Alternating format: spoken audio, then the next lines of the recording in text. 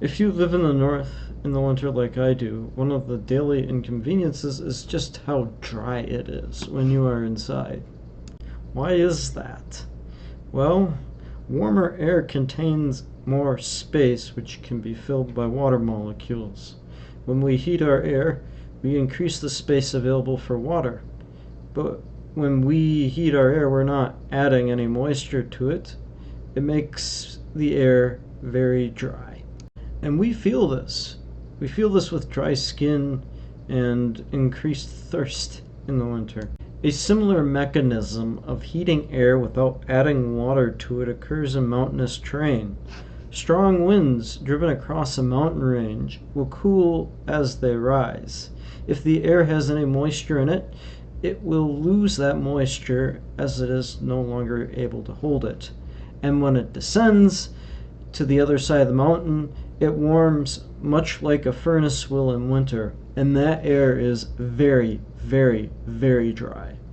This is called a downslope wind. In Japan, they call it the Oroshi. In the Intermountain West, they call it the Chinook wind.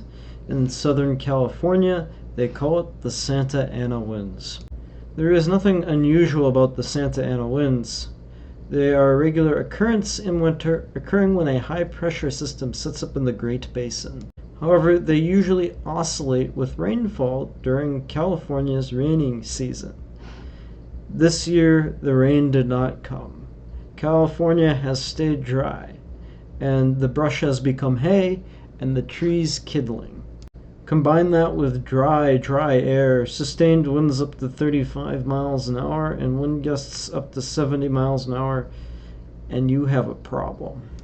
The winds can blow over trees and power lines and causing sparks to fly. And a person can throw out a cigarette out their car window. That's all it takes to start a fire.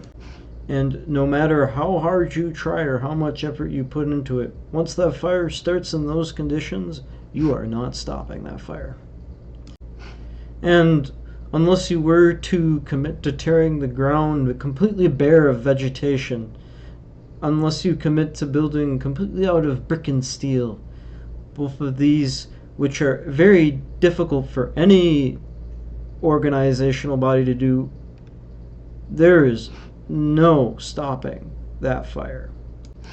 And even if you could eliminate all that vegetation on the mountainside, you invite a completely different problem. If the ground loses all of its ability to hold moisture and itself together, you invite flash flooding and landslides instead, both of which can be just as devastating. And as for buildings, it's a jurisdiction that's completely out of state control and is mostly controlled by a patchwork of regulations at the local level through city councils and zoning.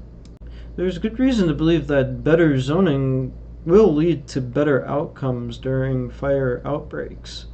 That's a completely valid criticism, and you can blame corporate greed and urban sprawl over sustainable practices for this. It's one of the many reasons why we need to get people out of this left-right mindset and into the top-bottom mindset. If the federal government provides aid, it has to be aid that does not go into rebuilding in such a risky, greedy manner. Houses have to be built more affordably and away from high-risk fire zones. One more thing. Let's talk about Christian Crowley. Crowley finished in the top 50 of the 1998 firefighters exam out of 16,000 tests taken. That's in the top 0.01%.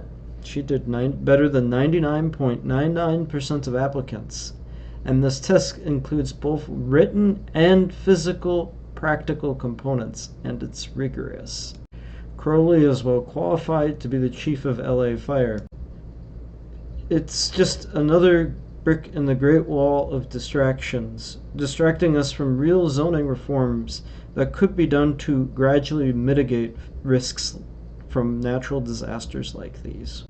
There's certainly a valid debate to be had for DEI itself, but anybody castigating Crowley as being a DEI hire is severely misleading. And while the fires have been ongoing, Donald Trump has quietly walked back his promise to lift the SALT cap. And furthermore, we are no longer focusing our attention on the impending inauguration and confirmation process of a cabinet which is slated to be the wealthiest in the history of America.